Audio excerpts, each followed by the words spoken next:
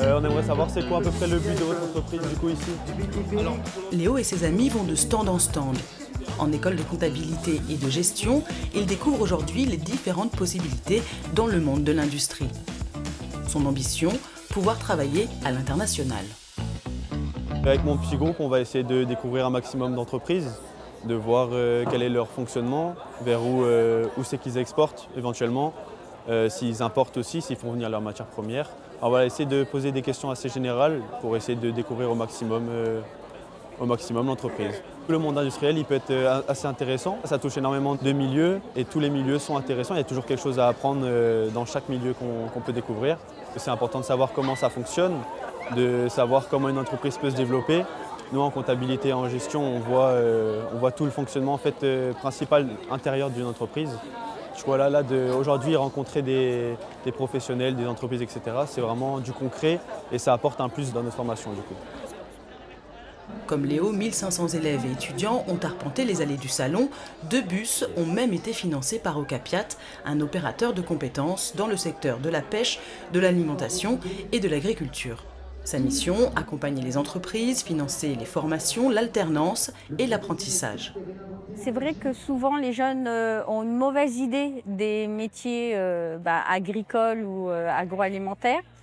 Donc la filière de l'apprentissage, enfin, le mode de formation de l'apprentissage, pour moi c'est le meilleur, c'est-à-dire qu'ils auront et l'expérience professionnelle, ils auront donc la joie d'avoir des cours, mais aussi des cours, ils doivent appliquer tout de suite les cours qu'ils vont avoir et ensuite c'est pour eux une facilité de s'intégrer plus tard dans l'entreprise et s'il y a un besoin d'embauche, et du coup l'entreprise va les embaucher directement. En 2024, on a financé en contrat d'apprentissage plus de 9 millions d'engagements et sur la formation confondue 11 millions à La Réunion.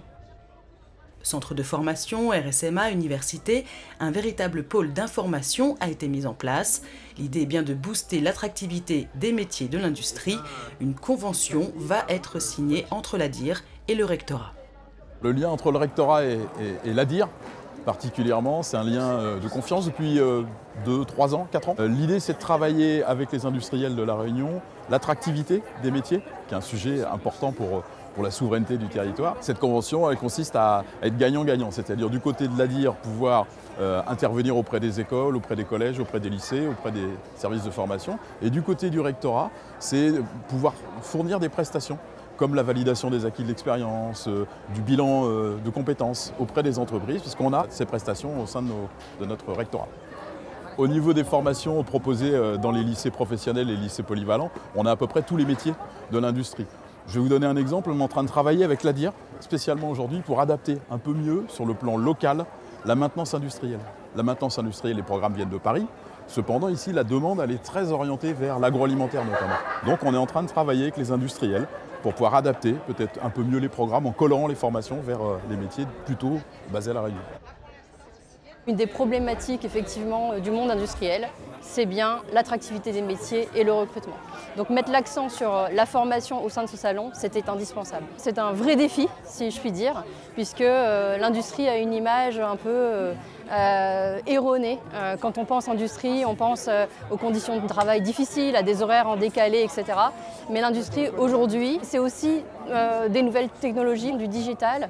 Et l'objectif, c'est de faire connaître l'ensemble des filières, l'ensemble des métiers, pour que les jeunes et les moins jeunes, les personnes qui souhaitent se reconvertir, puissent découvrir qu'au sein de l'industrie, il y a des choses magnifiques et qu'on peut faire carrière au sein de l'industrie. On peut commencer au bas de l'échelle et gravir les échelons au fur et à mesure.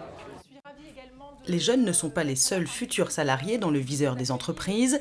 Dans l'industrie, de nombreux métiers sont en tension sur l'île. Alors pour remédier à cette problématique, une convention avec France Travail a été renouvelée. Un nouveau dispositif est en test à La Réunion pour accompagner l'emploi des seniors. L'objectif d'Atout Senior, c'est vraiment de permettre aux demandeurs d'emploi sans qualification ou avec une qualification mais qui aimeraient élargir ses compétences, de pouvoir acquérir une formation qualifiante inscrite au RNCP ou certifiante inscrite au RNCP. La Réunion est partie du constat qu'elle avait énormément de seniors dans ses fichiers et de plus de 2 ans. La moyenne en général en métropole d'inscription est de 10 mois.